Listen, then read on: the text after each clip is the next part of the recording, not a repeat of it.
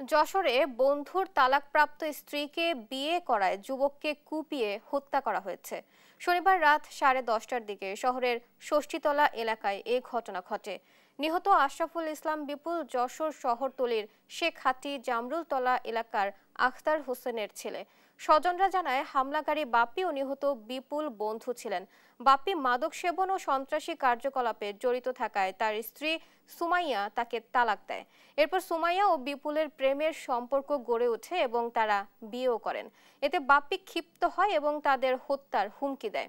শনিবার রাতে পরিচিত লোক দিয়ে বিপুলকে ডেকে নিয়ে কুপিয়ে জখম করে বাপ্পি ও তার সহযোগীরা। স্থানীয়রা তাকে উদ্ধার করে যশোর জেনারেল হাসপাতালে নিয়ে গেলে কিছু সময় পর তিনি মারা যান।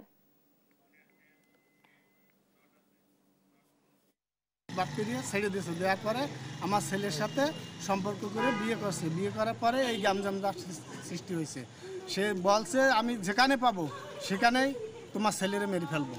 ডাকা এনে, অন্য লোকের দ্বারা ডাকা এনে, তার ছেলেবেলের ডাকা এনে আমার ছেলেরে মারছে।